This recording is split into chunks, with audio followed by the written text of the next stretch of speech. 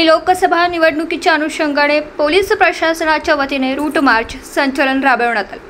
लोकसभा 2024च्या अनुषंगाने सांगली लोकसभा मतदारसंघातील जाहीर प्रचार करण्याची मुदत संपली आहे।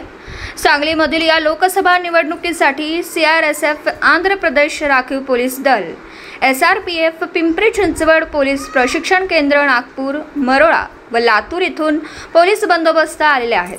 सदर निवडणुका भयमुक्त वातावरणात पार पडाव्यात यासाठी आचारसंहिता लागू झाल्यानंतर सांगली पोलीस दलामार्फत विविध उपाय अवलंबिण्यात आलेत। दिनांक 5/5/2024 रोजी सायंकाळी 6 वाजल्यानंतर सांगली जिल्ह्यामधील सर्व पोलीस ठाण्याच्या हद्दीमध्ये विविध भागांमध्ये सांगली पोलीस दल व बाहेरून आलेले बंदोबस्त यांचे संचलन महत्त्वाच्या ठिकाणी घेण्यात आले।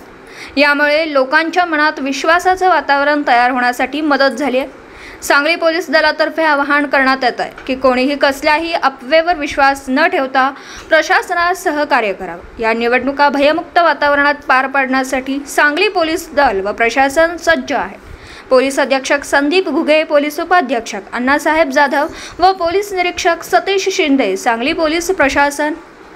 पत्रकार राजेंद्र शिंदे, झी न्यूज मराठी।